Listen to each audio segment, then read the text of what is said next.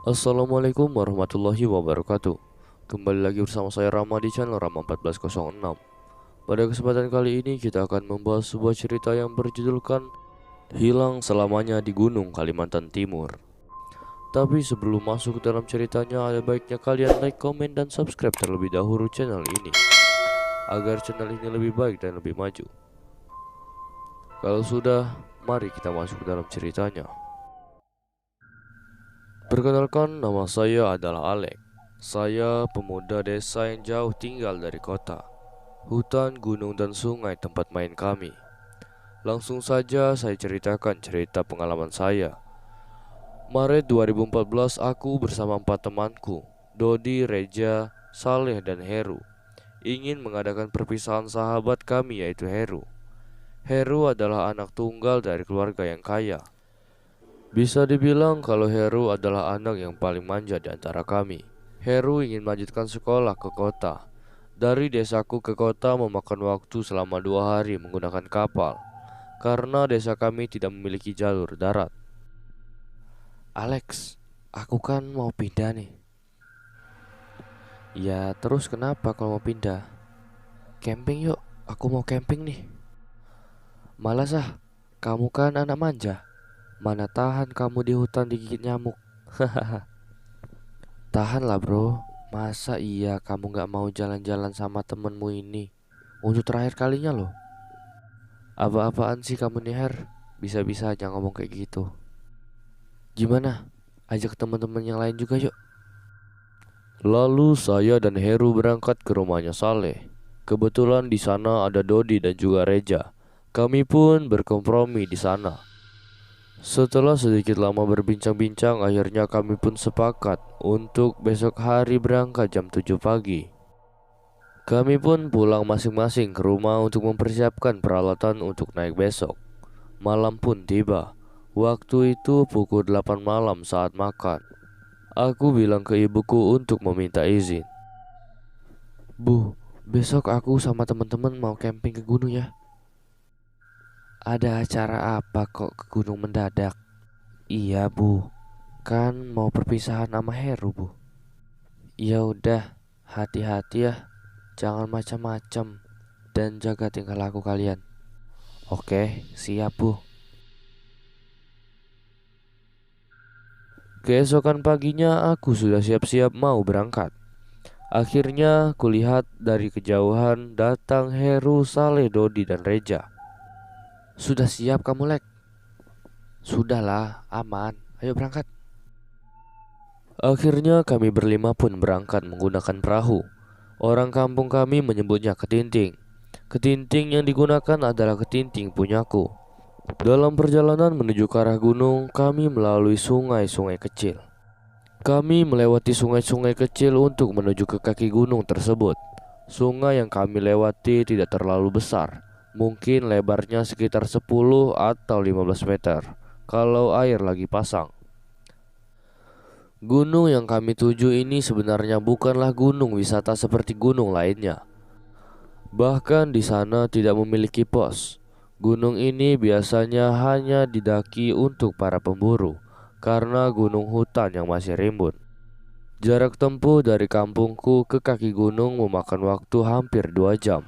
Hanya bisa menggunakan ketinting. Setelah semua perlengkapan dimasukkan di dalam perahu, Heru bilang, Lex, kamu yang bawa ya? Kamu kan yang jago. Dengan sedikit raut muka yang membuatku jengkel. Iya Lex, ini kan ketinting kamu. Jadi kamu sudah tahulah salah mesinnya. Ya udah, oke. Brengsek emang nih kalian semua. Akhirnya akulah yang menjoki ketintingnya. Sedangkan di depanku ada Heru, Dodi, Saleh, dan di depannya memegang dayung yaitu Reza. Karena Reza lah yang paling tahu betul tempat tujuan kami. Berangkatlah kami menggunakan ketinting milikku.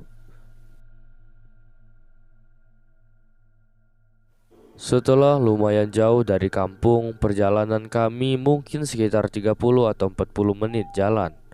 Lalu keanehan pun terjadi mulai dari sini. Tiba-tiba Reza pun berteriak, "Lex, berhenti Lex!" Langsung saja semuanya kaget. "Hah, ada apa aja? Tuh lihat, di depan ada apa?" Ternyata Reza melihat seekor buaya yang lumayan besar yang menghalangi jalan kami. Aku merasa aneh kepada buaya tersebut.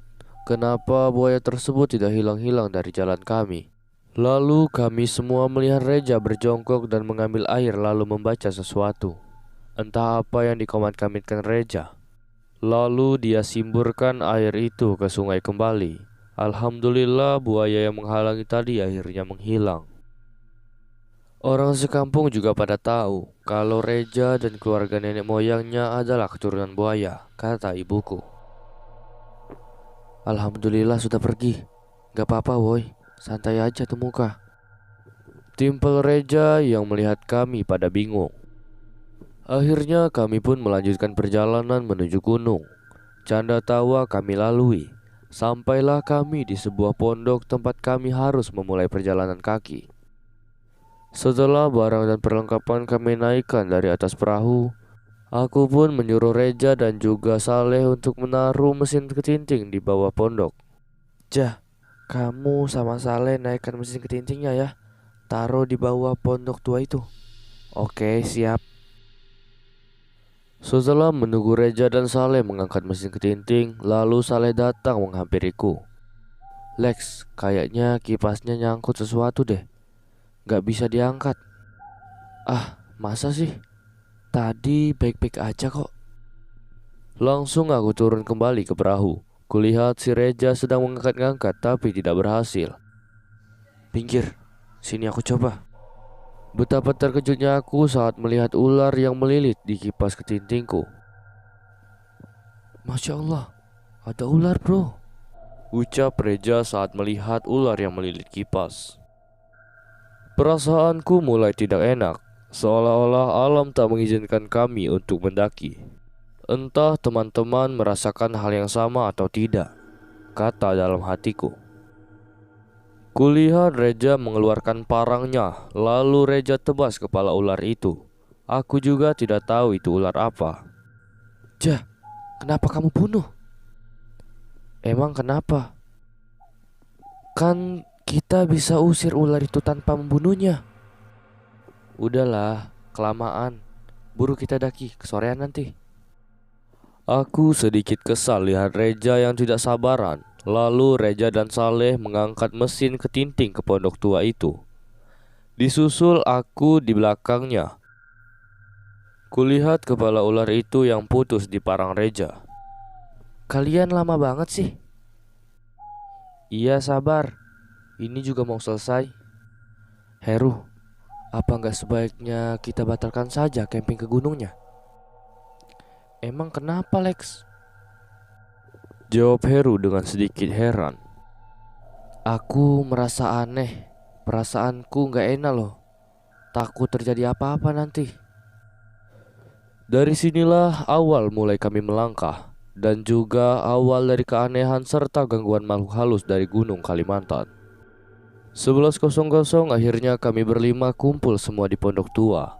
Titik tempat kami harus berjalan kaki menuju gunung.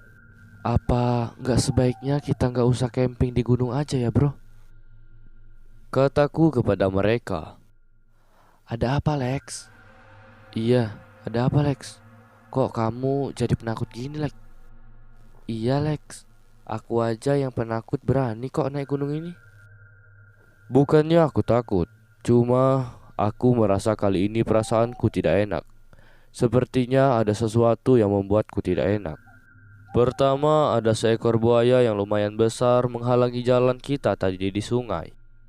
Yang kedua, ada ular melilit di kipas mesin ketinting kita. Apakah kalian tidak merasakan keanehan?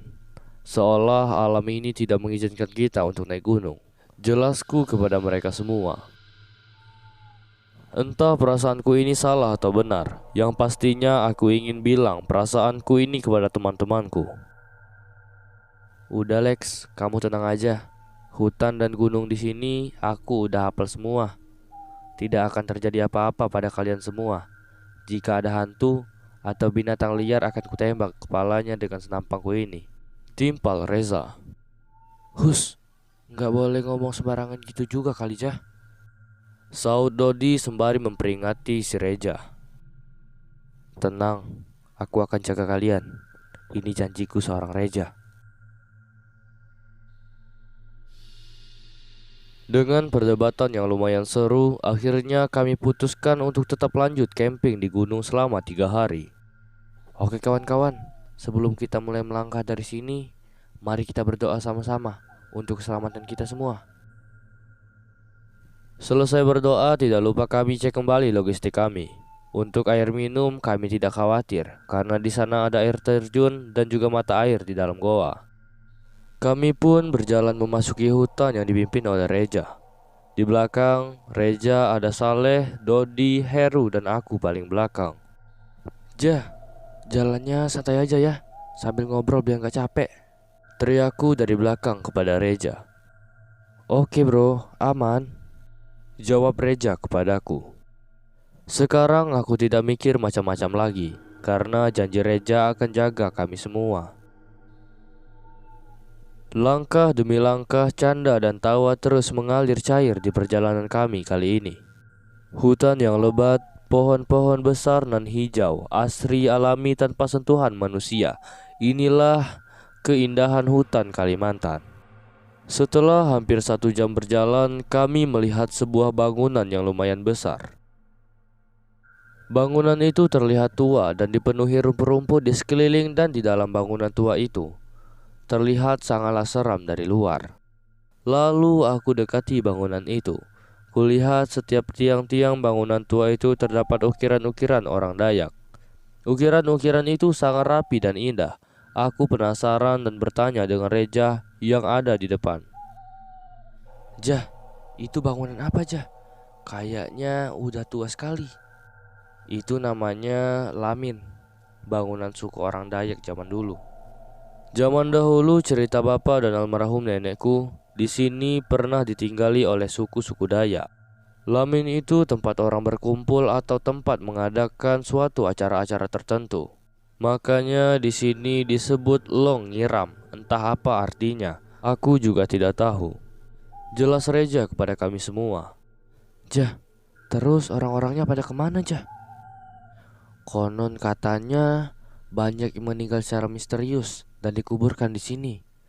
Seiring berjalannya waktu, keberadaan orang-orangnya menghilang seperti telan kabut, kata Reza sambil jalan dan sambil menjelaskan kepada kami. Bro, berhenti bro. Kenapa emangnya Ruh? Istirahat dulu lah. Aku capek, haus dan lapar nih. Oke semuanya, kita istirahat dulu di sini. Saleh, Dodi masak air ya, pintaku kepada Saleh dan Dodi. Oke Lex, aman.